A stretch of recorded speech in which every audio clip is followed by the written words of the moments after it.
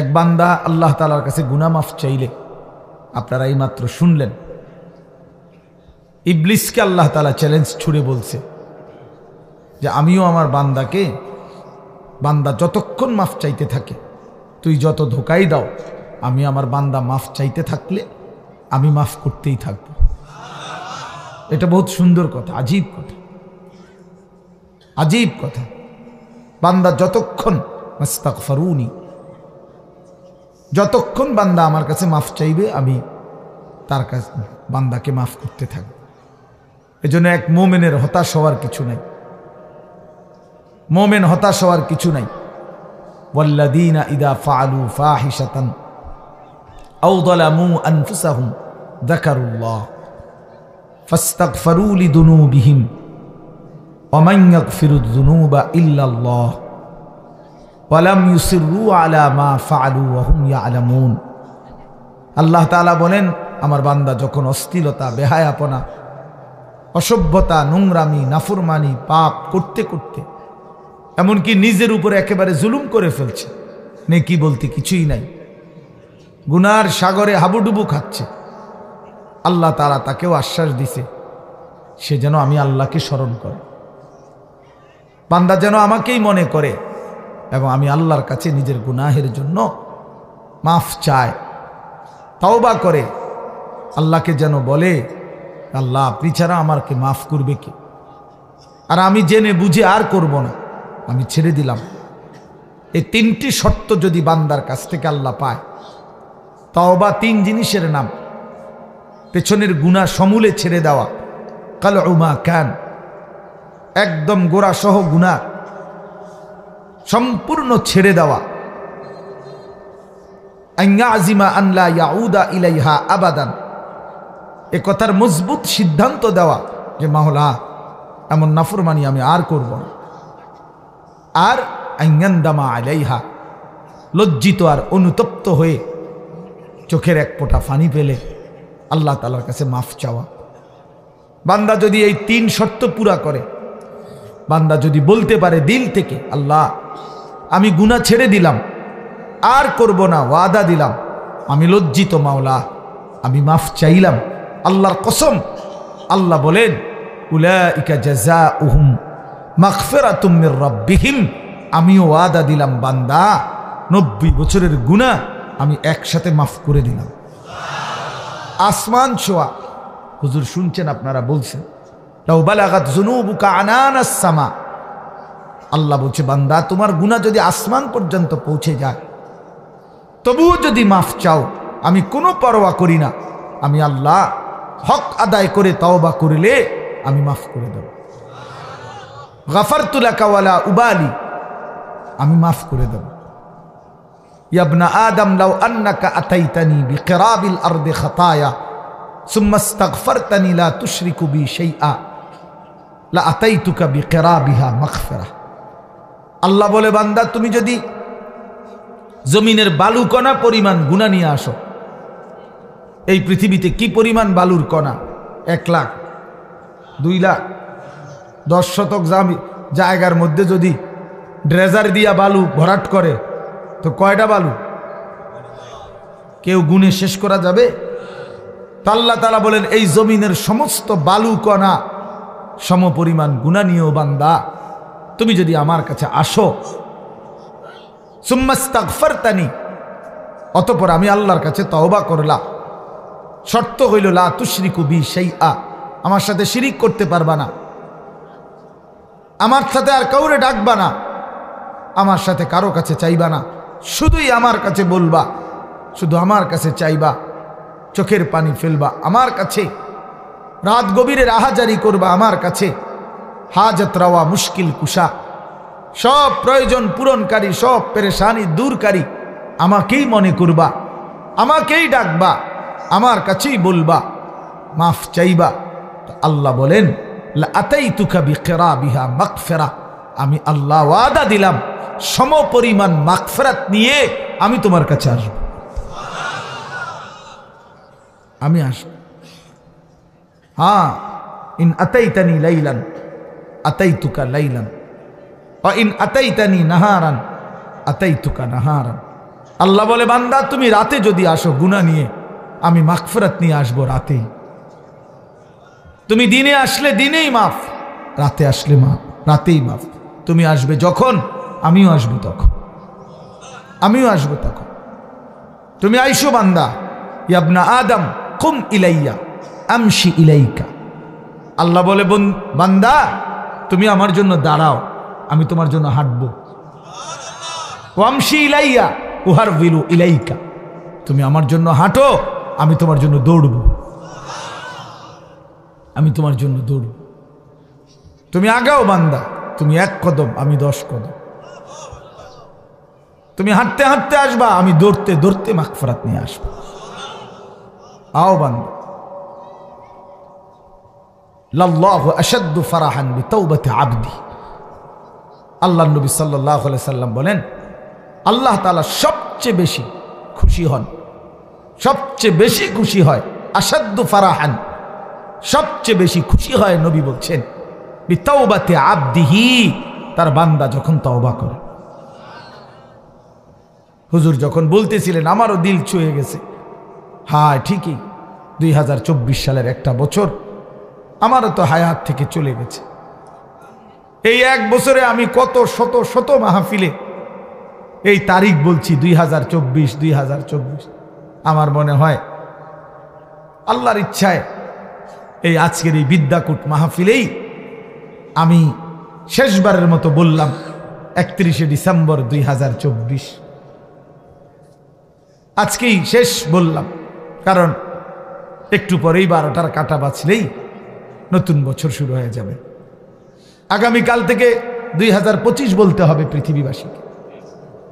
তাহলে এই জন্য বাপ, প্রিয় ভাই, হুজুরের কথার থেকে আমি আবারও বললাম, আমার হযরত এটা অনুরোধ করলেন, নওজোয়ান সাথীরা কোনো রকমের অসভ্যতা, অশ্লীলতা, বেহায়াপনার কোনো অনুমতি নাই। কোরআন শরীফে আছে, আল্লাহ তাআলা বলেন, ইন্না ইদ্দাতাশ শুহুরি ইনদাল্লাহি 12 শাহরান ফি কিতাবিল্লাহি ইয়াওমা খালাকাস সামাওয়াতি ওয়াল আরদ মিনহা আরবাআতুন হুরুম যালিকা দ্বীনুল কাইয়্যিম ফালা তাযলিমু ফীহিন্না আনফুসাকুম।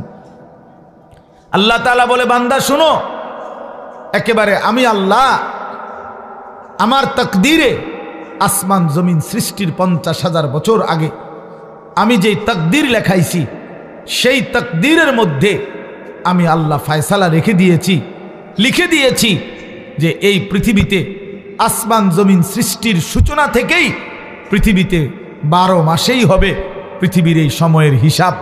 এই 12 মাস এটা আমি আল্লাহ নির্ধারণ করেছি। 12 শাহরান আল্লাহর দেওয়া। আল্লাহ এটা বোঝা উচিত আমাদের যে 12 মাস এটা আইলো কোত্থেকে, 12 মাসে 1 বছর এটা হলো কিভাবে? আল্লাহ তাআলা বলেন, এটা আমি আল্লাহ ফয়সালা দিছি। কে ফয়সালা করছেন? আল্লাহ। কোন দিন থেকে? আসমান জমিন সৃষ্টির শুরু থেকেই চালু রাখছেন, আর সিদ্ধান্ত করে দিছেন তারও আগে তাকদীরের মধ্যে, তাকদীরের মধ্যে। এই জন্য 12 মাসে 1 বছর এটা জাতিসংঘের ফয়সালা না, এটা দুনিয়ার কারো ফয়সালা না, এটা আল্লাহ তাআলার ফয়সালা। আবার আল্লাহ নিজেই বলেন, যালিকা দ্বীনুল কাইয়্যিম, এটা অকাট্য বিধান। এটা পৃথিবীতে ইসরাফিলের ফু পর্যন্ত কেউ নাড়াইতে পারবে না, কেউ না, 1 সেকেন্ড কেউ নাড়াইতে পারে না।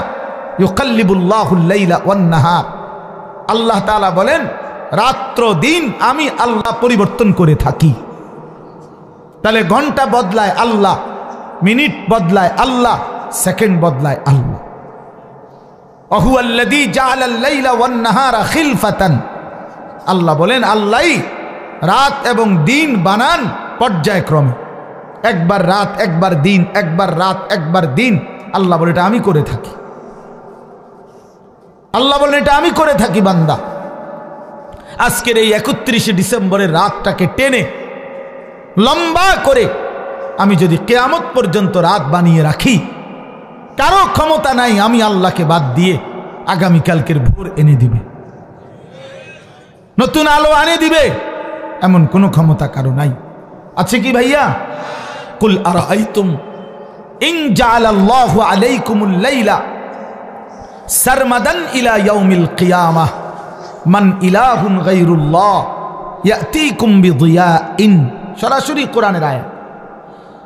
আল্লাহ বলে, বান্দা বলো না, আমি যদি আজকের রাতকে টেনে লম্বা করে সারমাদান ইলা ইয়াউমিল কিয়ামা, কিয়ামত দিবস পর্যন্ত দীর্ঘ করে রাখি, রাত বানিয়ে রাখি, মান ইলাহুন গায়রুল্লাহ, আমি আল্লাহকে বাদ দিয়ে কে আছে তোমার, ইয়াতিকুম বিদিয়াইন, যে আগামী কালকের আলো এনে দিবে, ভোর এনে দিবে, কে আছে কেউ? তাহলে আজকের রাত তো আগামী কালকে পরিবর্তন করবে মহান আল্লাহ। তো সেই আল্লাহর নাফরমানি করা, সেই আল্লাহর অবাধ্যতা করা, এটা কিভাবে একজন বিবেকবান, সুস্থ, স্বাভাবিক, কমপক্ষে শেষ এক ফোঁটা ইমানের রক্ত আছে যার শরীরে, এক পবিত্র মায়ের বুকের দুধ খাইছে যেই মুসলমানের বাচ্চা, সে কিভাবে আল্লাহর দেওয়া রাতে, আল্লাহর দেওয়া দিনে, আল্লাহর দেওয়া বছর, আল্লাহর দেওয়া মাস, আল্লাহর দেওয়া প্রতি সেকেন্ডে সে আল্লাহকে বৃদ্ধাঙ্গুলি দেখায়া আল্লাহর নাফরমানির মাধ্যমে কিভাবে উদযাপন করতে পারে? এটা তো কোনো বিবেকবান ইমানদারের কাজ হইতে পারে না, কোনোভাবেই না, কোনোভাবেই না। এই জন্য 31st নাইট হুজুর যেটা বললেন, এটা স্পষ্ট কথা, বাপ, এটা আমাদেরও কথা। নওজোয়ান, তুমি প্রতারিত হইও না, মুসলমানের সন্তান তুমি ধোকা খাইও না।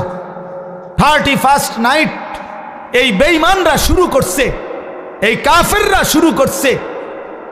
আল্লাহর কসম, তাদের তুমি নেটে প্রয়োজনে সার্চ দিয়ে দেখো। এই 31st নাইটের মূল বক্তব্য হলো, খ্রিস্টানদের কাছে দুই মুখী একটা মূর্তি আছে, যে এই মূর্তির দুইটা মুখ, সামনে একটা মুখ, পিছনেরটাও একটা মুখ, এই দুই মুখী, দ্বিমুখী একটা মূর্তি। 31শে ডিসেম্বরের শেষ মিনিটে তারা ওই পিছনের মূর্তির মুখের পিছন দিকে দাঁড়াইয়া বলে, হে মহান দেবতা, বিগত 1 বছরের অপরাধ আমরা অনুতপ্ত মার্জনা করো।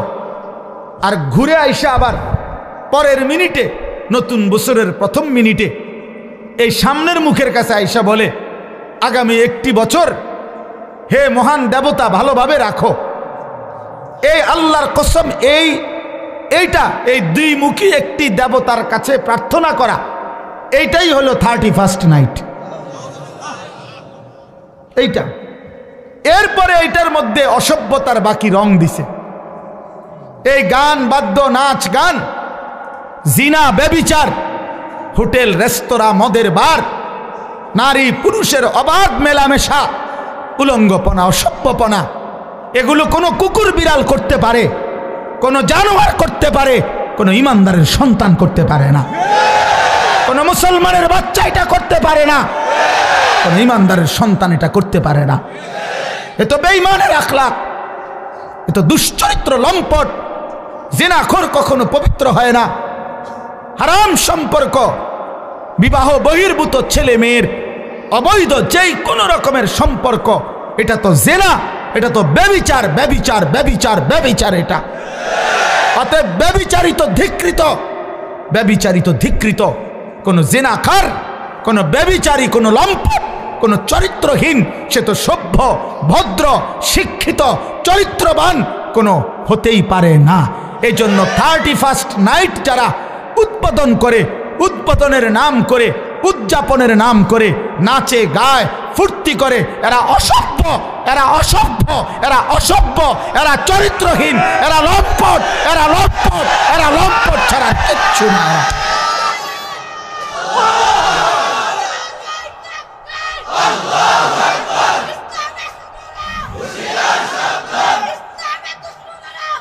অতএব আমি অনুরোধ করি যুবক, আমার সাফ কথা, আজকে এই বিদ্যাকূটের 10 দিন ব্যাপী ঐতিহাসিক এই তাফসিরুল কোরআন মাহফিল থেকে আমার সমস্ত বুড়া বাপ যারা আছেন, আপনারা বসা থাকবেন, আপনারা বসেন। ওলামায়ে কেরাম যারা বসা আছেন, আপনারাও বসা থাকেন। কিন্তু কিশোর, তরুণ, নওজোয়ান, তোমরা যারা এখানে আছো, তোমরা সব দাঁড়ায়া এই বয়স্ক এবং ওলামাদের সামনে ওয়াদা দাও যে 31st নাইটে আমরা থুতু মারি, থুতু থুতো মারি, থুতো মারি, থুতো মারি। দাঁড়াও যুবক, দাঁড়াও নওজোয়ান, দাঁড়াও জওয়ান, দাঁড়াও ইমানদার।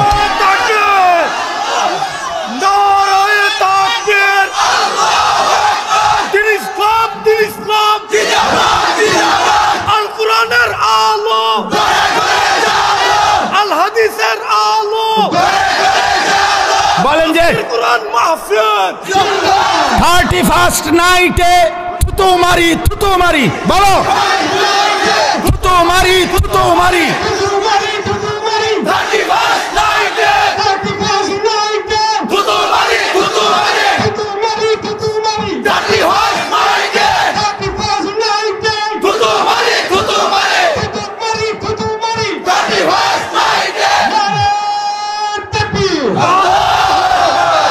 মাশাআল্লাহ, বসো নওজোয়ান, বসো।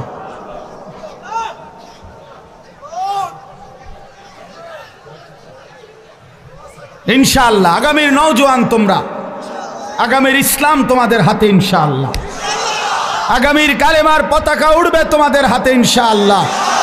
2024 সালের বিদায় নিচ্ছে, 2 উইকেট পড়ছে 2024 সালে ইনশাআল্লাহ। আমার ব্যক্তিগত কথা হলো, অনেকে অনেকভাবে 2024 সালকে মূল্যায়ন করছে। আমার ব্যক্তিগত মূল্যায়ন হলো 2024 সাল উইকেট পড়ার বছর। এবছর প্রথম উইকেট পড়ছে 5ই আগস্টের জালেমের পলায়নের মাধ্যমে। এই বছর দ্বিতীয় উইকেট পড়ছে 8ই ডিসেম্বর সিরিয়ার আরেক জালেম বাশার আল আসাদের পতনের মাধ্যমে। অতএব 5ই আগস্টে 1 উইকেট পড়ছে, 8ই ডিসেম্বর আরেক উইকেট পড়ছে। এই জন্য এই বছর বোলিং ভালো হয়েছে, কড়া বোলিং হয়েছে এবছর। 24 সাল উইকেট পড়ছে ভালো, ইনশাআল্লাহ আগামীতে আরো উইকেট পড়বে। আগামীর উইকেট ইসরায়েলের ওই কুত্তা প্রধানমন্ত্রী নেতানিয়াহুর উইকেট, ইনশাআল্লাহ ওই উইকেটটাও পড়ে যাবে ইনশাআল্লাহ। ফিলিস্তিনের বিজয় হবে ইনশাআল্লাহ, কালেমার বিজয় হবে ইনশাআল্লাহ। এত রক্ত, এত শাহাদাত, এত খুন, মুমিনের এত রক্তের বিনিময় মহান আল্লাহ দেবে আল্লাহ আছে, এখনো আছে।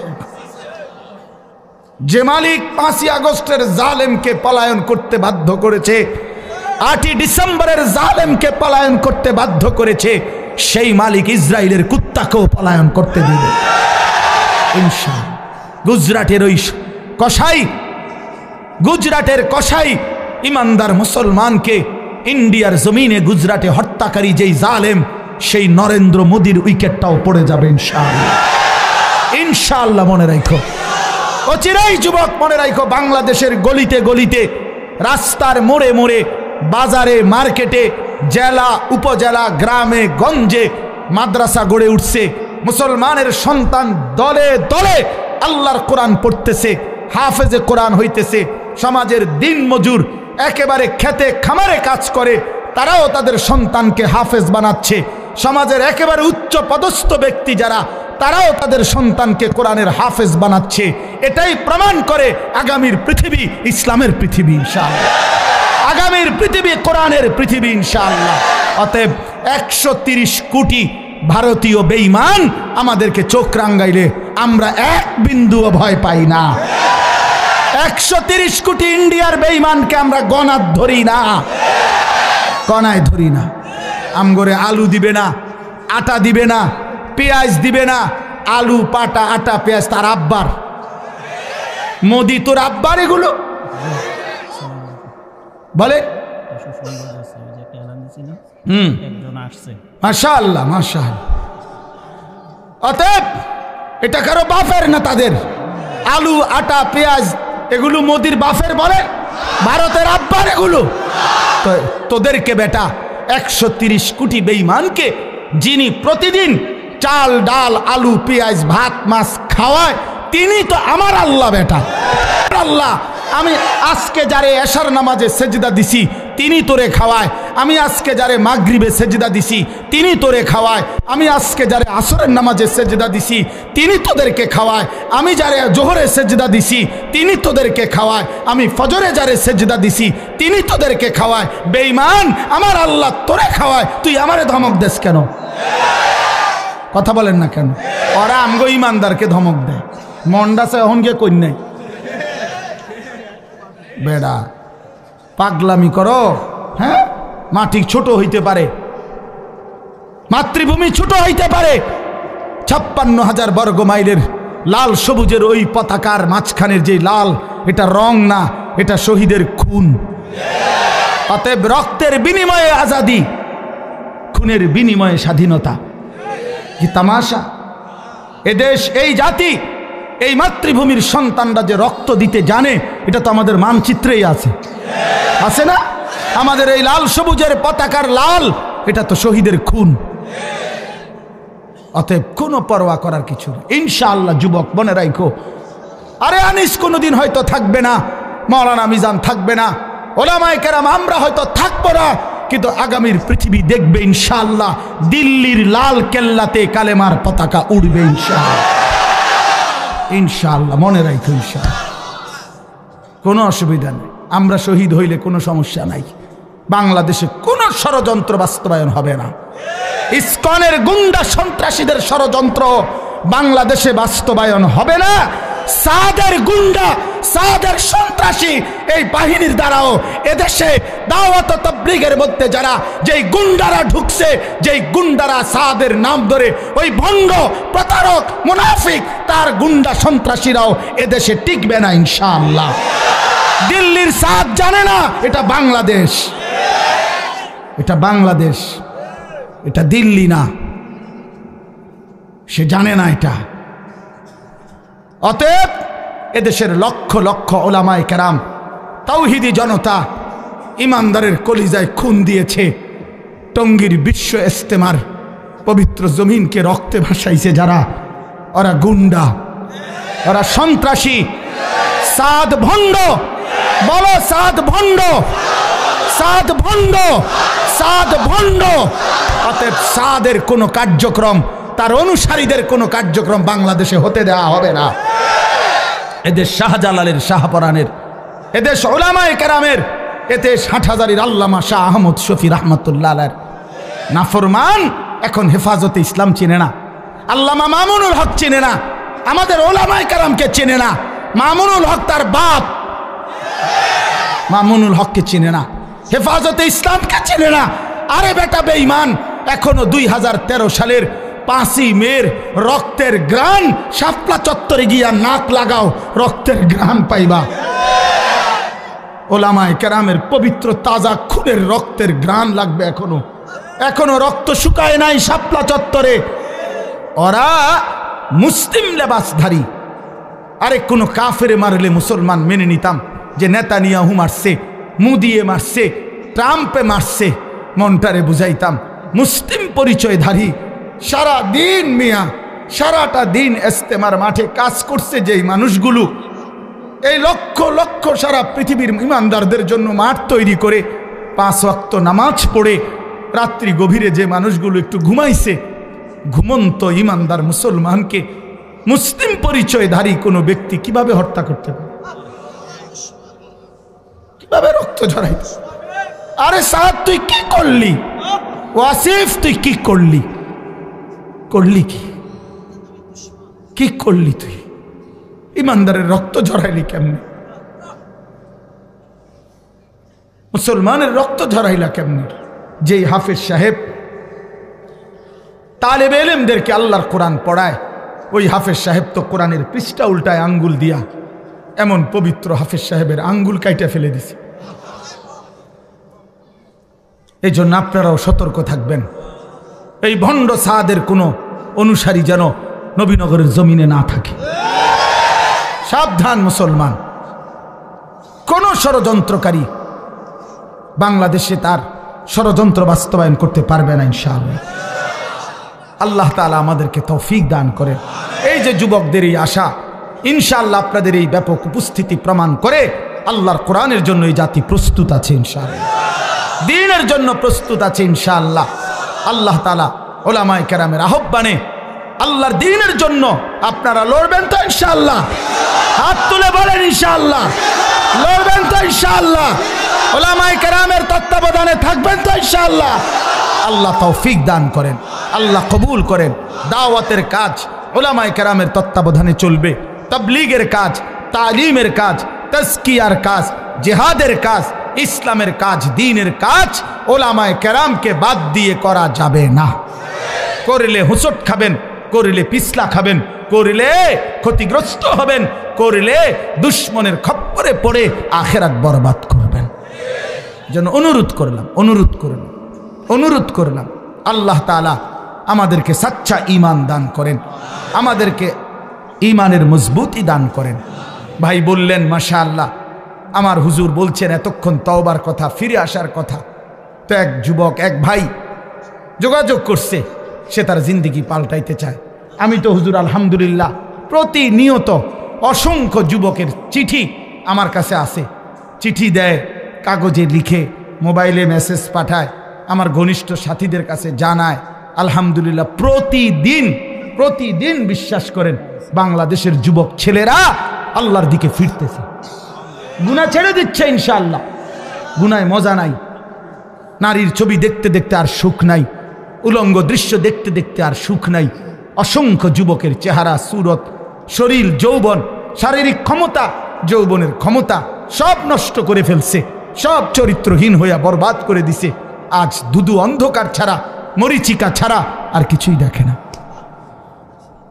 এজন্য যুবক ছেলে তোমাদেরকে বলি, ভাই নষ্ট হইও না, নষ্ট হইও না। 7 জন যুবক হিম্মত করে দাঁড়াইছিল, আসহাবে কাহাফের 7 জন যুবক।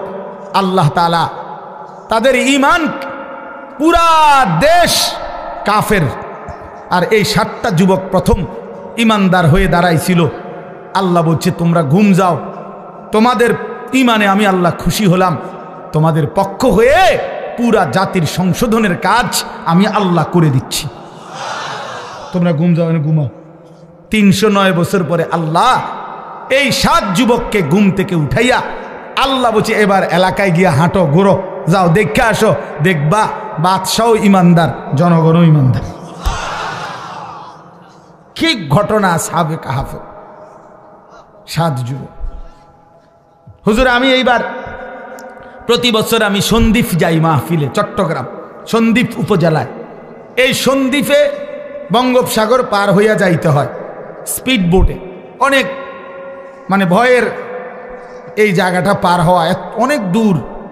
তো প্রতি বছরই আমরা যাওয়ার চেষ্টা করি, বাংলাদেশের সব ওলামায়ে কেরাম যায় সন্দ্বীপে। বড় বড় বুজুর্গ, আমাদের শায়েখে সন্দ্বীপী ইদ্রিস সন্দ্বীপী রাহমাতুল্লাহর মতো মহান বুজুর্গ সন্দ্বীপের। তো এই বছর, গত বছর 2023 সালের অক্টোবর নভেম্বর মাসে, এই একটা কারগুজারি শুনেন, অক্টোবর নভেম্বর মাসে 4টা কলেজের ছেলে, ওরা আপনার প্রতিদিন ফজরের নামাজ জামাতে পড়ে, তো পইরা সাগরের পারে হাঁটে। একদিন তারা গত বছর নিজেদের মধ্যে বলতেছে যে আচ্ছা আমরা যে প্রতিদিন ফজর পড়ি, হাঁটি, তো আমরা একটা কাজ করি, চলো না হাইটা আমরা এই সকাল টাইমটা আমাদের বন্ধুদেরকে ফজরের নামাজের জন্য উঠাই, ফজর ক্যাম্পেইন, ফজরের জন্য গণসংযোগ করি, চলো। এই কথা নিয়ত করে 4 বন্ধু কি করবে, কার কাছে যাবে, একটা খসড়া পরিকল্পনার জন্য একটা কাগজ খুঁজছে। আর এই যে লেখি আমরা অহনি কাগজ নাই, তাদের এই মুহূর্তের লগে সাথে কাগজ ছিল না। তো এই ছেলেটা বলতেছে, কয় হুজুর সিগারেটের একটা প্যাকেট সাগরের পার থেকে খুঁজে নিছি, নিয়ে সিগারেটের প্যাকেটের ওই ভিতরের অংশটা সাদা না, এইটা বইয়ে লিখছি, লেখা ঠিক করে আমরা কোথায় কোথায় যাব, কেমনি কেমনি করব। এই শুরু করলাম কাজ, ফজর ক্যাম্পেইন, মানে ফজরের জন্য গণসংযোগ করা। এরপরে আলহামদুলিল্লাহ দেখেন এই বছর 19শে নভেম্বর আমি এরকম, এটার মতো হবে, আরও বড় হবে প্যান্ডেল, ওই সন্দ্বীপের সবচেয়ে বড় মাদ্রাসা, যিনি পুরা সন্দ্বীপ উপজেলা ইত্তেহাদুল ওলামার সভাপতি, মুরব্বী হুজুরের মাদ্রাসার মাহফিল, ওরা আমারে বলছে আগে যে হুজুর রাত্রে যেখানে মাহফিল হবে সেখানে ফজরের পরে ওই প্যান্ডেলে আমাদের মাহফিল, মানে ওদের আলাদা। ঠিক আছে, আমি যেহেতু রাতে থাকবো, তোমাকে ফজরের পরে অসুবিধা নাই, আমি আসি। সকালবেলা ফজরের নামাজের পরে এরা আসতে শুরু করছে পোলাপাইন। মনে আধা ঘন্টার ভিতরে পুরাটা মাঠ পূর্ণ হয়ে গেছে, সব কিশোর তরুণ যুবক। আল্লাহর কসম দাঁড়াইয়া ওরা, এই ছেলে বলতেছে, হুজুর আমাদের এই 1 বছরের মেহনতে আমরা এই 4-5 জন যুবক শুরু করছিলাম ফজরের জন্য ডাকা। আল্লাহর দয়া 1 বছরে 4,500 ছেলে লিস্টি করা আমাদের প্রতিদিন ফজরের নামাজ জামাতে পড়ে। কি করতে পারে যুবক? যুবক চাইলেই সমাজের প্রত্যেকের হাতে হাতে মদের বোতলও তুলে দিতে পারে। যুবক চাইলে প্রত্যেকের হাতে হাতে নামাজের মুসল্লাও তুলে দিতে পারে। যুবককে আল্লাহ শক্তি দিছেন, তো আল্লাহ তো শক্তি দিছেনই কাজ নেওয়ার জন্য, না তো শক্তি কেন দিলেন? আল্লাহ তাআলা যৌবন কালকে বলছেনই কুওয়াত, শক্তি। আল্লাহুল্লাযী খালাকাকুম মিন দুফিন, আল্লাহ বলছে তোমাদেরকে আমি সৃষ্টি করেছি দুফ, দুর্বল অবস্থায়, তার মানে শিশুকাল। সুম্মা জাআলা মিন বা'দি দুফিন কুওয়াতান, অতঃপর সেই দুর্বলতার পরে আমি তোমাদেরকে দিলাম শক্তি, মানে যৌবন। সুম্মা জাআলা মিন বা'দি কুওয়াতিন দুফান ওয়া শাইবা, পুনরায় আবার সেই শক্তির থেকে আবার ফিরিয়ে দিলাম দুর্বলতা এবং বার্ধক্য। তাহলে বোঝা গেল শিশুকালও দুর্বল, বৃদ্ধকালও দুর্বল, তাহলে শক্তি কখন? আল্লাহ কোরআনে বলছে। এই জন্য অনেক নওজোয়ান, আমি তোমাদের জন্য দিল থেকে দোয়া করি বন্ধু, রাত এই গভীরে আমরা প্রত্যেকেই এই 10 দিন ব্যাপী ঐতিহাসিক এই তাফসিরুল কোরআন মাহফিলে তোমরা নিজেকে পরিবর্তনের সিদ্ধান্ত নাও। ঠকবা না ইনশাআল্লাহ। আল্লাহকে সেজদা দিয়ে কেউ ঠকে না, প্রিয় নবী সাল্লাল্লাহু আলাইহি সাল্লামকে অনুসরণ করে কেউ ঠকে না। আল্লাহ তাকে দামি বানায় দুনিয়াতেও আখিরাতেও। আখিরাতেও কোনো পাপী, কোনো চরিত্রহীন, কোনো লম্পট, কোনো দুশ্চরিত্র বন্ধু সে মানুষের কাছে ঘৃণিত হয়, ঘৃণিত হয়। তোমরা যারা 5 ওয়াক্ত নামাজ পড়ো না, তোমরা লজ্জিত ঘৃণিতই হবা ভাইয়া। আল্লাহ তাআলা আমাদের সন্তানদেরকে বোঝার তৌফিক দান করেন। আমি শুধু আয়াত পড়ছি, অল্প একটু বলি, তাইলেই আমার কথা শেষ। এই কোরআনুল কারীমের এই সূরার তরজমাটুকু বলি। 30 নম্বর পারা একটা ছোট্ট সূরা আমি পড়ছিলাম, 94 নম্বর সূরা। এটা আমার বলার উদ্দেশ্য আছে, এই পড়ার উদ্দেশ্যটা হইল এটার মধ্যে আমাদের প্রিয় নবী সাল্লাল্লাহু আলাইহি সাল্লামকে সরাসরি আল্লাহ তাআলা সম্বোধন করে নবীজি সাল্লাল্লাহু আলাইহি সাল্লামকে কিছু কথা বলেছেন এবং নবীজির মর্যাদা, সান্ত্বনা, ইজ্জত, আজমত আল্লাহ তাআলা তুলে ধরেছেন। এখানের মূল বিষয়টা হইল প্রিয় নবী সাল্লাল্লাহু আলাইহি সাল্লাম 40 বছর বয়সে তিনি যখন ইসলাম প্রচারের দায়িত্ব পেলেন, আল্লাহ বললেন মানুষকে আল্লাহর দিকে ফিরাবার, তখন একটা মিনিট শুধু চিন্তা করেন যে নবীজি সাল্লাল্লাহু আলাইহি সাল্লাম একটা মিনিট ভাবেন শুধু 40 বছর বয়সে আল্লাহ পাক যখন ওনাকে দায়িত্ব দিলেন তখন তিনি কোন সমাজে দাঁড়াইলেন। 1 নম্বর কথা হলো আল্লাহ তাআলা তাকে যেই জিম্মাদারি দিলেন এই দায়িত্ব পালনের জন্য এই মুহূর্তে তার সাথে একজন সহযোগিতাকারী কেউ নাই। প্রথম দিন কল্পনা করেন যে কেউ নাই, উনি একাই। আচ্ছা, 2 নাম্বার, সমাজের ডান দিক থেকে বাম দিকে, উত্তর দিক থেকে পূর্ব, দক্ষিণ দিকে, পূর্ব থেকে পশ্চিম দিকে, অর্থাৎ এই সমাজের নবীর সমাজটা একটা জায়গায় তাকাইলে কোথাও কোনো আলো নাই, কোথাও কি নাই, মানে এই আলো না। ইনসানিয়াত, মনুষ্যত্ব বলতে, মানবতা বলতে কিচ্ছু নেই। আল্লাহ চেনে না, আখেরাত চেনে না, ইবাদত বুঝে না, মৃত্যু কি জানে না, কবর কি বুঝে না, আখেরাত বলতে কিছুই জানে না। পৃথিবীর সমস্ত অপরাধ এক কথায় যা হইতে পারে তার সব কিছু তারা তখন করতেছে, ঠিক কি না? চুরি, ডাকাতি, জিনা, ব্যভিচার, মদ, জুয়া, সুদ, ঘুষ, ধর্ষণ, নির্যাতন, লুণ্ঠন, ছিনতাই, রাহাজানি, মূর্তি পূজা, শিরিক, কুফর, সব কিছু 16 আনা। এখন এই অবস্থায় একটি গোটা পৃথিবীর মানুষকে সংশোধনের জন্য একজন রসুলকে দায়িত্ব দেওয়া হইল, উনি যদি 1 মিনিট চিন্তা করে, হায় আল্লাহ কোন দিক দিয়ে শুরু করবো, কেমনে শুরু করবো, বুঝামু কেমনে, কারে কমু কিতা, যে এই পরিমাণ সদর বদর এটি বাইল করবো কেমনে আমি, ঠিক না কথাটা?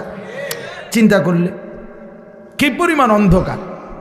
আমরা ইতিহাসের বইতে বলছি যে 3W ছিল আরবের মানুষদের নিত্যদিনের অভ্যাস। 3টা W, ইংরেজি W আর কি, একটা অক্ষর আছে না ইংরেজিতে, একটা হলো ওয়ার মানে যুদ্ধ মারামারি, 2 ওমেন নারী, 3 ওয়াইন মানে মদ। যুদ্ধ, নারী, মদ, এই 3 জিনিস ছিল তাদের নিত্যদিনের কাজ। মারামারি, হানাহানি, মদের আড্ডা, জুয়ার আড্ডা, নারীর আড্ডা, এই ছিল জীবন। আপনি আশ্চর্য হবেন, আমি নিজে পড়ছি, এবং হুজুর মাজা খাসিরাল আলাম বিইনহিতাতিল মুসলিমিন যে বইটা, মুসলিম উম্মার পতনে বিশ্বের কি ক্ষতি হলো, সৈয়দ আবুল হাসান আলী নদভী রহমতুল্লাহ লিখিত সেই পৃথিবী বিখ্যাত বই, ওলামায়ে কেরামের অক্ষরে অক্ষরে বর্তমান যুগ চাহিদা অনুপাতে আমি নওজোয়ান আলেম যারা আছেন আপনাদেরকে অনুরোধ করলাম এই বইটা পড়েন, একেবারে লাইনে লাইনে পড়েন। আল্লামা আবু তাহের মিসবাহ দামাত বারাকাতুম আদিব সাহেব হুজুর অনুবাদ করছে, এটা পড়েন, ফায়দা হবে। 1450 বছরের ইতিহাস বুঝবেন। তো ওইখানে আছে যে এই জাহিলি সমাজে একটি মতবাদ ছিল, একজন ধর্মগুরু ঘোষণা দিছিল তখনকার সময়ে নবীজির আগমনের পূর্বে 3 জিনিসে কারো কোনো একক মালিকানা নাই, সবার সমান মালিকানা। 3টা জিনিসের মধ্যে, 1 আগুন, আগুন সবার মালিকানা, 2 পানি, 3 নারী। নাউযুবিল্লাহ, কথা বুঝেন নাই? আগুন, পানি, নারী, কারো একক অধিকার নাই। নারী যেখানেই থাকুক, যার কার এটা কোনো কথা নাই, যার যেখানে ইচ্ছা উপভোগ করবে, তার কোনো ব্যক্তি স্বাধীনতা, ব্যক্তি পরিচয় বলতে কিছু নেই। এত জঘন্য ছিল সমাজ, এত নিকৃষ্ট ছিল সমাজ। সেই সমাজটাকে পরিবর্তন করার জন্য আল্লাহ তাআলা নবী সাল্লাল্লাহু আলাইহি সাল্লামকে বলছেন। আপনি চিন্তা করে দেখেন কত বড় ভারী দায়িত্ব। আমার যদি বলে যে এই বাংলাদেশের অথবা আমার ইউনিয়নের সবডি মদখোর, ফুট্টাখোর, বাবাখোর, ডাইলখোর, ইয়াবাখোর, এগুলারে ঠিক করা, তো আমার জান শেষ। এরপরে তো সুদখোর, ঘুষখোর রয়েছে আলাদাই, বাকি সিটার বাটফার তো আলাদাই আছে। শুধু বাবাখোর ঠিক করতে গেলে তো আমি দাদাখোর হয়ে যাব, আমার হায়াত শেষ হয়ে যাবে। তাইলে রাসূলুল্লাহ কথাটা খেয়ে আমি একবারে বললে ফেলবো অর্থ, শুধু প্রেক্ষাপটটা বলতেছি। নবী সাল্লাল্লাহু আলাইহি সাল্লামকে তাইলে আল্লাহ তাআলা কত বড় ভারী জিম্মাদারি দিছে। শুধু আরব না, নবীজি শুধু আরবের না, গোটা পৃথিবীর সংশোধন। আল্লাহু আকবার, গোটা পৃথিবীর সংশোধনের দায়িত্ব আল্লাহ দিছেন। আচ্ছা, এই তো একটা বিষয়, তাহলে কাজটা অনেক ভারী ছিল কিনা, যথেষ্ট পেরেশানির বিষয় ছিল কিনা? আহা, কি হবে, মনে হয় যেন একটা মহাসাগরের মাঝখানে ওনারে দাঁড় করাই দিছে যে এইবার আপনি এই সাগর পাড়ি দেন। আচ্ছা, কিভাবে? নৌকা নাই, বাহন নাই, জাহাজ নাই, অর্থাৎ কেউ নাই, মনে হয় যেন এরকম ভাবে। আচ্ছা, 2 নাম্বার, একে তো দায়িত্ব দিছে, কঠিন দায়িত্ব বোঝা। এবার আল্লাহ তাআলা বলছেন আরেকটা কথা, ফাস্তাকিম কামা উমিরতা। বন্ধু সাবধান, আপনাকে যে আদেশ করা হয়েছে, যে দায়িত্ব মানুষের সংশোধন, আমার বান্দাদের পরিবর্তন, এটার থেকে এক সুতা, এক চুল আপনি কিন্তু নড়বেন না। ফাস্তাকিম, মজবুত থাকেন, অটল থাকেন, অবিচল থাকেন, সুখে থাকেন আর দুঃখে থাকেন, জুলুম করুক, অত্যাচার করুক, নির্যাতন করুক আর বিদ্রুপ করুক, পাথর মারুক আর উটের নারী ভুড়ি চাপায় দোক, আপনারে পাথর মারুক আর যাই করুক, আপনার পেটে ভাত থাকুক কিংবা না থাকুক, আপনার সাহাবীদেরকে অত্যাচার করুক আর শহীদ করুক, ফাস্তাকিম, আপনি কিন্তু এক সুতা, এক চুল নড়বেন না। আপনার কাজ, আপনার দায়িত্ব, আপনার জিম্মাদারি আপনি আদায় করবেন। তাহলে এবার দুইটা বিষয়, এক, দায়িত্বটা অনেক ভারী, আবার বলছে বাদ দন যাইতো না, ছাড়ন যাইতো না। বিষয়টা কেমন কঠিন হয়ে গেল, কঠিন হয়ে গেল কিনা। রাসূলুল্লাহ সাল্লাল্লাহু আলাইহি সাল্লাম এই পেরেশানি, চিন্তা, উম্মতের ফিকির, সংশোধনের ফিকির, মানুষকে আল্লাহর দিকে ফিরাবার ফিকির, নবীজির অবস্থা হয়েছে যেন এমন যে কোমর বাঁকা হয়ে যাইতেছে, অর্থাৎ টেনশনে, আহা আমি কি করব, কিভাবে করব। তো আল্লাহ তাআলা বলেন, বন্ধু এই সব কিছুর মোকাবেলায় আপনি শুধু এবার শুনেন, যার আল্লাহ আছে তার তো সবই আছে, তার সবই তো আছে। তা আমি সব ব্যবস্থা করতেছি, আপনারা দায়িত্ব দিয়ে, আমি তো আজার না, আমি আপনার জন্য সিস্টেম করতেছি, সবটা আমি সিস্টেম করে দেব। আপনি শুধু মজবুত থাকেন, আপনি শুধু কাজে নামেন, বাকিটা আমি দেখব। তো রাসূলুল্লাহ সাল্লাল্লাহু আলাইহি সাল্লাম সিদ্ধান্ত নিলেন কাজে নামবেন, আল্লাহর দ্বীন প্রচার করবেন মজবুতির সাথে।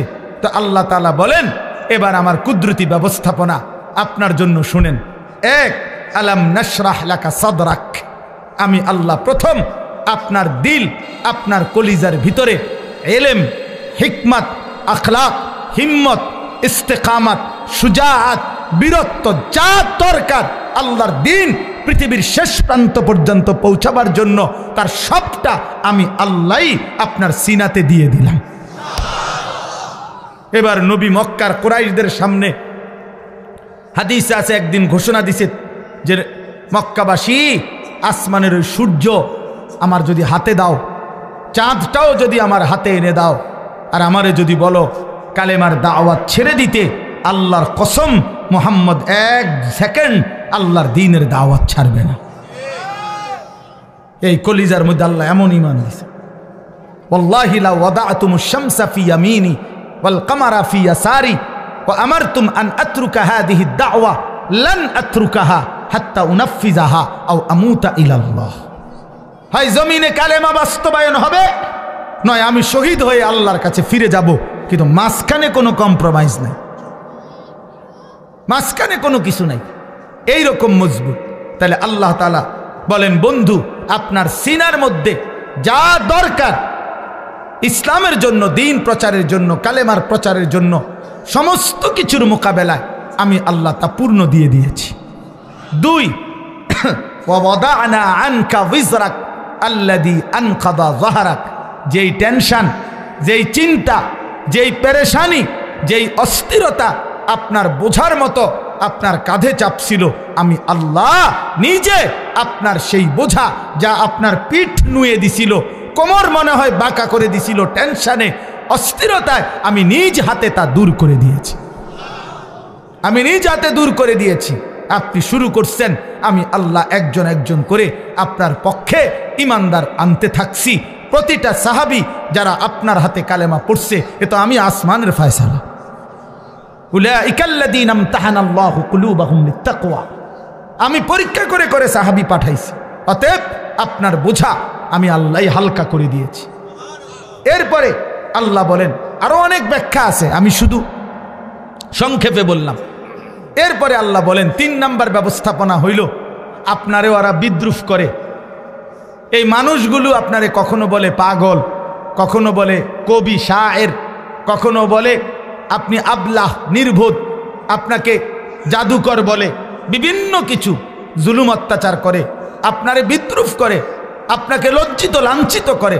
আল্লাহ বলে, বন্ধু ঘাবড়াবেন না, ওয়ারাফা'না লাকা যিকরাক, গোটা মাখলুকাতের উপরে আমি আল্লাহ আমার পরে আপনার মর্যাদা সবকিছুর ঊর্ধ্বে তুলে দিয়েছি। বাদাজ খুদা বুজুর্গ তুই কিস্সায়ে মুখতাসার, আমি আল্লাহর পরে আপনার মর্যাদা সমস্ত সৃষ্টির উপরে, যেন আল্লাহ মেরাজে নিয়া আরশে আজিমের উপরে দাঁড় করাইয়া আল্লাহ যেন নবীকে বলছে, বন্ধু নিচের দিকে তাকায় দেখেন, আমার গোটা সৃষ্টি আপনার কদমের নিচে, আপনি গোটা মাখলুকাতের ঊর্ধ্বে, আমি আল্লাহর পরে, অতএব এটাই আপনার মর্যাদা। এরপরে আল্লাহ যেন বললেন, বন্ধু ওই আজানে দেখেন আমার নামের সাথে আপনার নামও বলতেছে, ওই একামতে শুনেন আমার নামের সাথে আপনার নামও বলতেছে। ওই নামাজে শুনেন, ওই দেখেন আমার বান্দা বসে বসে আত্তাহিয়াতু পড়ছে, একটু পরেই খেয়াল করবেন আল্লাহুম্মা সাল্লি আলা মুহাম্মদ, আপনার নামও নিতেছে। ও কবরের দিকে তাকায় দেখেন মুনকার নাকির প্রশ্ন করতেছে আমার বান্দাকে, আমার নামও নিছে, আপনার কথাও জিজ্ঞাসা। দেখেন দেখেন দেখেন আপনার কথাও জিজ্ঞাসা করছে। হাসরের ময়দানেও শুনবেন আপনার নাম, জান্নাতেও শুনবেন আপনার নাম। ইদা দুকিরতু জুকিরতা মাই, আমি আলোচিত হলে আপনিও আলোচিত হবেন। আমি আছি তো আপনি বন্ধু আছেন। আমার ইজ্জত সম্মান থাকবে তো আপনার সম্মানও থাকবে। মোহাম্মদ হামেদে হামদে খুদা বাস, খুদা মদহে আফরি মুস্তফা বাস। আল্লাহর প্রশংসায় মোহাম্মদই যথেষ্ট, মোহাম্মদ সাল্লাল্লাহু সাল্লামের প্রশংসায় আল্লাহই যথেষ্ট। এরপরে আল্লাহ বলেন ফা ইন্না মাআল উসরি ইউসরা, ইন্না মাআল উসরি ইউসরা। আল্লাহ বলে বন্ধু ঘাবড়াবেন না। আমি জানি দ্বীনের এই কাজ করতে গিয়ে, আল্লাহর দিকে মানুষকে ডাকতে গিয়ে, আমার কালেমার দাওয়াত দিতে গিয়ে প্রতি মুহূর্তে আপনি কষ্ট পাবেন, যন্ত্রণা পাবেন, জুলুমের শিকার হবেন।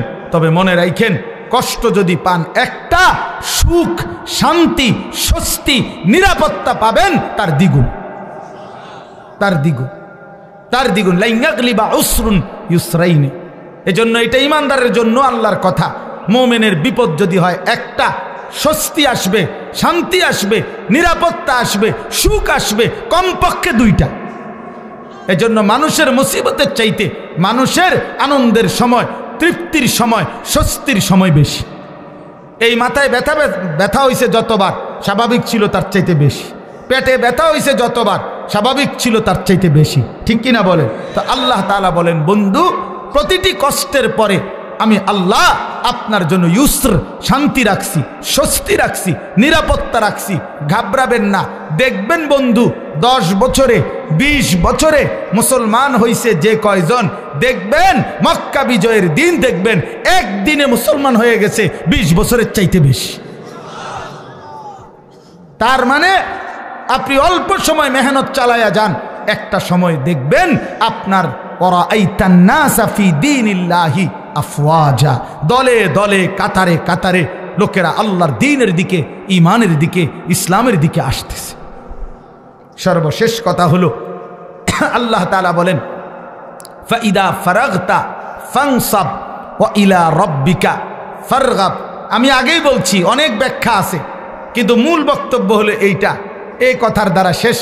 আল্লাহ বলছে বন্ধু, আল্লাহ আদর করতে বলছে, যেটা আমার হুজুরও বলতে চাইছিলেন। সারাদিন আপনি মানুষকে কালেমার দাওয়াত দিছেন, তাবলীগ করেছেন, ইমামত করেছেন, সাহাবায়ে কেরামকে তালিম দিয়েছেন, জিহাদের কাজ করেছেন, সারাদিন ব্যস্ত ছিলেন মানুষকে নিয়ে। আপনার পক্ষেও কেউ ছিল, আপনার বিরুদ্ধেও বহুজনের ষড়যন্ত্র ছিল। সারাদিনের এই পেরেশানি অস্থিরতা শেষ করে আপনি যখন রাত্রিবেলা অবসর হবেন, তো রাত গভীরে আমার কাছে আইসেন, আমার কাছে আইসেন বন্ধু। একাকী তাহাজ্জুদের সেজদায়, তাহাজ্জুদের মুসল্লায় আইসেন। আমি আপনার আদর করে হাত বুলায়া সারাদিনের ক্লান্তি মুছে দেব। ইদা ফারাগতা ফানসাব ওয়া ইলা রাব্বিকা ফারগাব। আমার কাছে আমি আদর করে দেব, আমি ধুয়ে মুছে আপনার ক্লান্তি দূর করে দেব, আমি আপনারে সোহাগ করব। আমি বন্ধু আপনার ইজ্জত, মর্যাদা, সম্মান, সান্ত্বনা আপনাকে দিতেই থাকব। ওয়ালাকাদ না'লামু আন্নাকা ইয়াযীকু সাদরুকা বিমা ইয়াকুলুন ফাসাব্বিহ বিহামদি রাব্বিকা ওয়া কুম মিনাস সাজিদিন। আল্লাহ বলে বন্ধু জানি আমি লোকেদের মন্দ কথা শুনে আপনার মনটার মধ্যে কষ্ট লাগে, তবে যখনই আপনার মনে কষ্ট লাগে আপনি আমার তাসবিহ পড়েন, আমারে সেজদা দিয়েন, আমি আল্লাহ আপনার দিল শান্ত করে দেব। এজন্য রাত গভীরে আবারও ওই কথা আমার হুজুর বলছেন আপনাদের কাছে, শেষ রাত্রের আমল, শেষ রাত্রের কান্না, শেষ রাত্রের রোনাজারি বান্দাকে যেন আল্লাহ তাআলা একান্তই নিজের করে নেয়। নিজের আল্লাহ যেন বলে বান্দা তুমি একদমই একা, আমি আল্লাহ তোমার সামনে। বলো বান্দা, তোমার যা কিছু মনের যত কষ্ট, দুঃখ, বেদনা, যা চাওয়া রাতের অন্ধকারে আমাকে বলো, আমি সব দেব, সব দেব, সব দেব। এই জন্য নবীকে আল্লাহ বলছে, বন্ধু সারাদিনের মেহনত থেকে যখন অবসর হবেন ফানসাব, এবার আপনি আলাদা রাত্রিবেলা পরিশ্রম করবেন ইবাদত, দোয়া, জিকির, তেলাওয়াত, তাহাজ্জুদ, কান্নাকাটির জন্য আমার দিকে ফিরবেন। আমি আল্লাহ আপনার সমস্ত ক্লান্তি, পেরেশানি, দুঃখ দূর করে দেব। এজন্য শেষ একটা কথা বলি, তায়েফের ময়দান থেকে নবীজি সাল্লাল্লাহু আলাইহি সাল্লাম যখন রক্তাক্ত হয়ে ফিরে আসছিলেন, তখন যেই রাত্রিবেলা যেই আঙ্গুর খেজুরের বাগানে নবী আশ্রয় নিছিলেন, তো সেদিন রাত্রে রক্ত মাখা শরীর নিয়ে আল্লাহর নবী রাত গভীরে একটা লম্বা দোয়া করছিলেন। হাদিসে এই দোয়াটা আছে, লম্বা দোয়া। নবীজি সারাটা শরীর রক্তাক্ত, পায়ের জুতার সাথে লেগে গেছে জমাট রক্ত। এই অবস্থায় রাত্রি অন্ধকারে নবী গভীর রজনীতে আল্লাহ তাআলার কাছে লম্বা দোয়া করছিলেন চোখের পানি ফেলে। ওইখানে একটা কথা নবীজি সাল্লাল্লাহু আলাইহি সাল্লাম বলছিলেন যে, আল্লাহ আপনি আমারে ইলা মান তাকিলনি, এই মাওলা আপনি আমারে কার কাছে পাঠাইলেন, কার কাছে পাঠাইলেন? ইলা বাঈদিন ইয়াতাজাহামুনি, আপনি বুঝি আমারে এমন দূরের অপরিচিত মানুষের কাছে পাঠাইলেন যারা আমারে, আমি তাদেরকে আপনার দিকে ডাকলাম, তারা আমারে এভাবে পাথর মারলো। কোন নবীকে বুঝি মানুষ এভাবে মারে? কল্যাণকামীকে মানুষ বুঝি এভাবে মারে? আম ইলা আদুবিন মাল্লাকতাহু আমরি, নাকি আপনি আমার এমন কোন দুশমনের কাছে পাঠাইলেন যার উপরে আমার কোনো ক্ষমতাই ছিল না? আপনি আমারে কার কাছে পাঠাইলেন? কিন্তু এই মনের আবেগ এগুলো বইলা এই একটা কথা হুজুর বলছে নবীজি, এটাই আমাদের শেষ কথা আমার। নবীজি তখন বলছে, আল্লাহ যা বলছি তা তো মনের কষ্টে বলছি, কিন্তু শেষ কথা হলো মাওলা ইন্নাম তাকুন আলাইয়া গাদাবুন ফালা উবালি, শুধু রাত গভীরে বলেন আপনি যদি আমার উপরে নারাজ না হন, আপনি যদি আমার উপরে রাগ না করেন, আপনি যদি খুশি থাকেন, ফালা উবালি, আমি কোনো পরোয়া করি না, আমি কোনো পরোয়া করি না। এই পাথরের আঘাত সয়ে গেলাম, শুধু আপনি বলেন আপনি আমার উপরে রাজি কিনা। এই কথাটা বলছি, মাওলা যদি বলেন আপনি খুশি, আমার সারা দেহ রক্ত ঝরুক, কোনো অসুবিধা নাই। এজন্য সাদ তুমি ভালো করো নাই, তুমি তোমার গুন্ডা সন্ত্রাসী দিয়ে ইমানদারের রক্ত ঝরিয়েছ, কিন্তু তুমি জানো না রক্ত ঝরানো, শহীদের খুন ঝরা, এ তো রাসূলুল্লাহ সাল্লাল্লাহু আলাইহি সাল্লামের দেহ মুবারক থেকে ঝরেছে। যদি মুমিনের উপরে আল্লাহ রাজি হয়, উলামায়ে কেরাম আজকে নতুন করে একদিন দুই দিন না, রাসূলুল্লাহ সাল্লাল্লাহু আলাইহি সাল্লাম যে ওয়ারাসাত, উত্তরাধিকার উম্মতের উলামায়ে কেরামকে দিয়ে গেছে, 1450 বছরের উম্মতের উলামায়ে কেরাম আপনাদের পাহারাদার। আপনারা শুনতে চাইলেও আমরা বলবো, আপনারা শুনতে না চাইলেও আমরা বলবো, যেখানেই অন্যায়, যেখানেই কুফর, যেখানেই শিরিক, যেখানেই বিদআত, যেখানেই গোমরাহি, সেখানেই উলামায়ে কেরামের প্রতিবাদ। এটা চলতেই থাকবে, এটা চলতেই থাকবে, এটা চলতেই থাকবে, এটা চলতেই থাকবে। এই জন্য যুগ যুগ ধরে উলামায়ে কেরাম আপনাদের ঈমান আমলের পাহারাদারি করে, পাহারাদারি করে। ইমাম মুহাম্মদ রাহমাতুল্লাহ আলাইহি সারা রাত ঘুমাইতেন না, আমরা কিতাবে নিজে পড়ছি। ইমাম আবু হানিফার ছাত্র ইমাম মুহাম্মদ সারা রাত ঘুমাইতেন না, মাসআলা লিখতেন, ফতোয়া লিখতেন। তো উনারে জিগাইতো, হযরত আপনি ঘুমান না কেন? উনি বলতো, জানো এই দেশবাসী আমার মতো এক মুহাম্মদ ছোট্ট, তার উপরে ভরসা করে তারা ঘুমায়, তারা ভাবে মুহাম্মদ জেগে আছে, সে আমাদের জন্য শরীয়তের মাসআলা গবেষণা করতেছে, আমাদের যা জরুরত আমরা তা তার কাছে জিজ্ঞাসা করে নেব। এই আশায় সাধারণ জনগণ আরামসে ঘুমায়। যে মানুষ আমাদের উপরে ভরসা করে ঘুমায়, আমি কেমনে ঘুমাই তাদের এত বড় দায়িত্ব নিয়ে? কাইফা আনামু ওয়ান নাসু ইয়ানামুনা তাওয়াক্কুলান আলাইনা। এই আরবি আবার, আমি কিভাবে ঘুমাবো অথচ মানুষ তো আমার উপরে আস্থা রেখে ঘুমায়। যে মুহাম্মদ জেগে আছে, সে লিখতেছে, সে মাসআলা লিখতেছে। আল্লাহ তাআলা আপনাদের সবাইকে কবুল করে নেন। আজকের এই তাফসীর মাহফিলে আল্লাহ তাআলা আপনাদেরকে ভরপুর বরকত দান করেন। কোরআনের সাথে থাকবেন তো ইনশাআল্লাহ, আল্লাহর দ্বীনের উপরে থাকবেন তো ইনশাআল্লাহ, উলামায়ে কেরামের সাথে থাকবেন তো ইনশাআল্লাহ। হ্যাঁ, আল্লাহ তাআলা আপনাদেরকে কবুল করেন, তৌফিক দান করেন। 10 দিন ব্যাপী তাফসীরুল কোরআন মাহফিলের সমস্ত আলোচনা আল্লাহর কোরআনের নূর আমাদের দিলের মধ্যে আল্লাহ জ্বালায়া দেন, আমিন। এতক্ষণ পর্যন্ত যিনি নসিহত পেশ করেছেন তিনি আমার সরাসরি উস্তাদ। আপনারা শুনছেন হুজুরের কাছেই। ছোটবেলায় দারুল আরকাম মাদ্রাসা যখন প্রথম যে বছর শুরু হয়েছে, আমি সেই বছরেরই ছাত্র।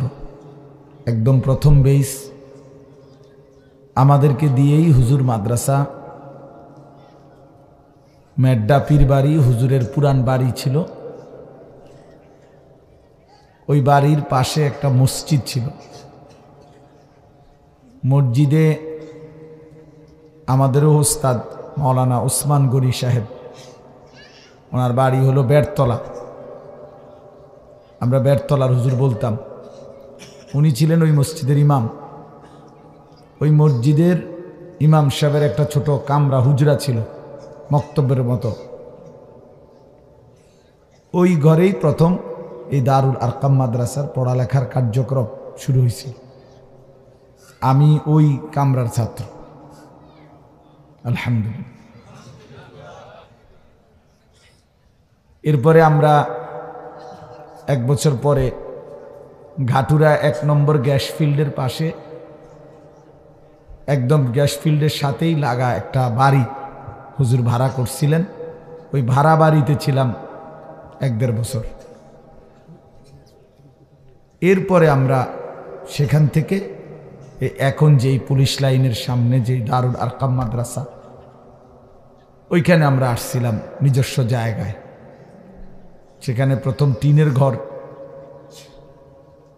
এর মাধ্যমে আমরা পড়ালেখা শুরু করছিলাম। আর এখন যেই পুরান মসজিদ দারুল আরকামের, ওই মসজিদের অনেক কাজ আমরা করছিলাম নিজেরা। ছাদ ডালাইয়ের এক অংশ আমরা কাজ করছিলাম ছাত্ররা। অনেক স্মৃতি আছে জীবনের, আলহামদুলিল্লাহ। প্রিয় ওস্তাদ সেই ছোটবেলায় অনেক আদর করতেন, অনেক দোয়া করতেন।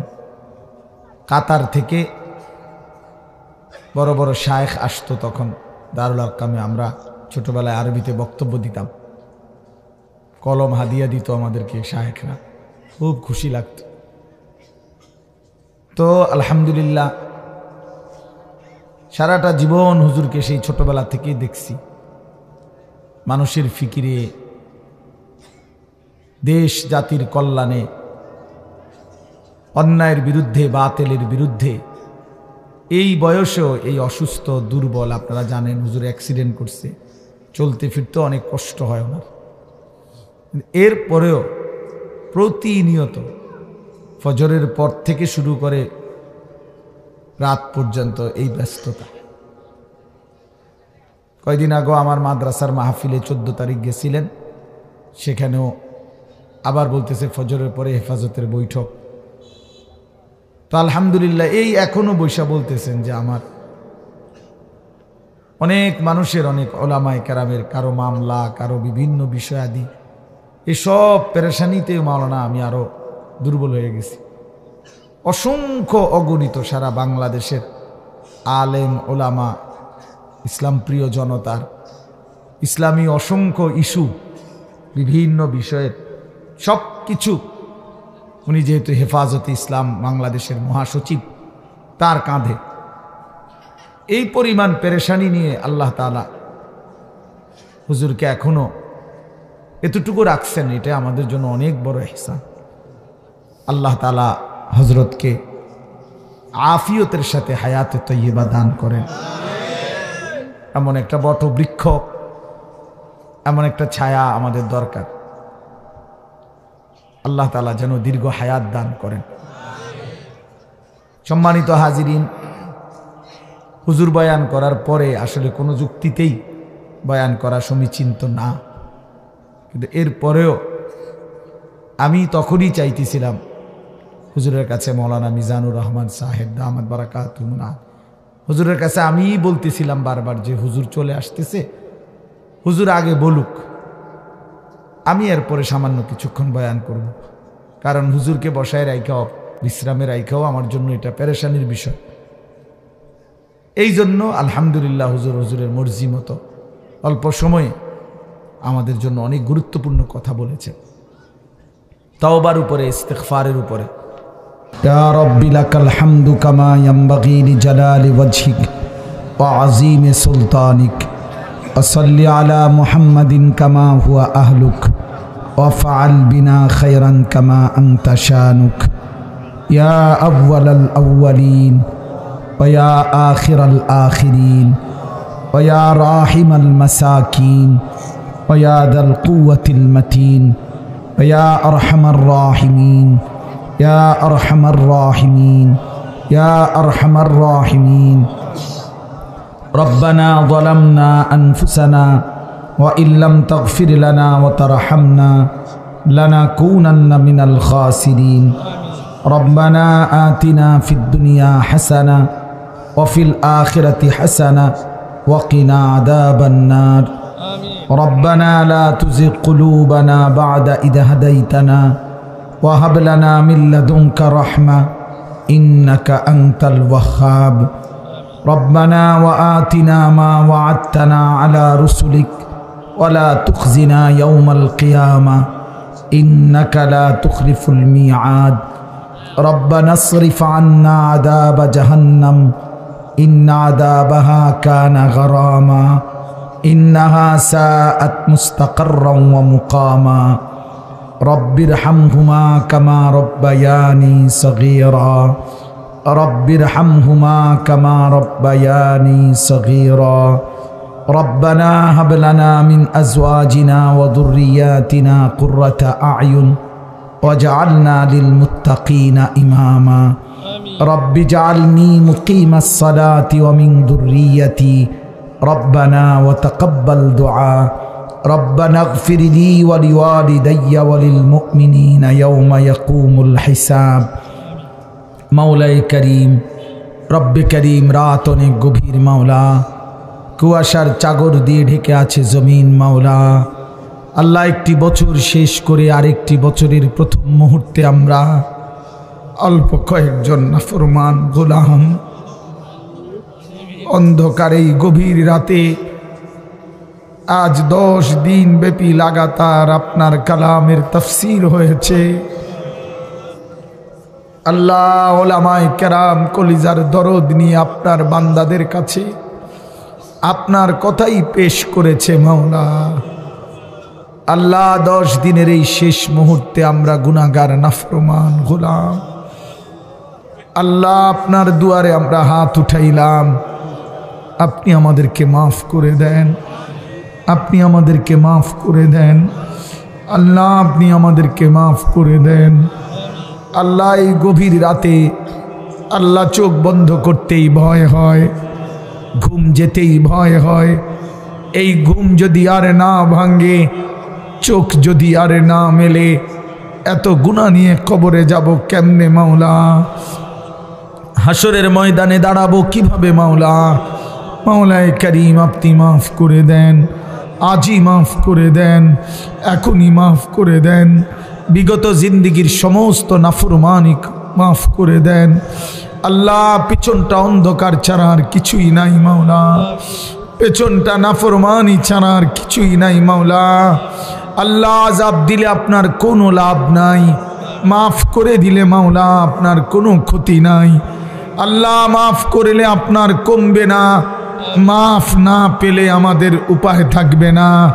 আল্লাহ, তাড়ায়া দিয়েন না মাওলা, মাহরুম করবেন না মাওলা, বঞ্চিত করবেন না মাওলা। আপনি ছাড়া বান্দার আছে কে মাওলা? ওয়ামান ইয়াগফিরুয যুনুবা ইল্লাল্লাহ, ওয়ামান ইয়াগফিরুয যুনুবা ইল্লাল্লাহ। হাসবুনাল্লাহু ওয়া নি'মাল ওয়াকিল, হাসবুনাল্লাহু ওয়া নি'মাল ওয়াকিল। লা ইলাহা ইল্লা আনতা সুবহানাকা ইন্নী কুনতু মিনাজ জালিমিন, ইন্নী কুনতু মিনাজ জালিমিন। আল্লাহ আমরা নাফরমান মাওলা, আল্লাহ আমরা নাফরমান মাওলা, আপনি মেহেরবান মাওলা।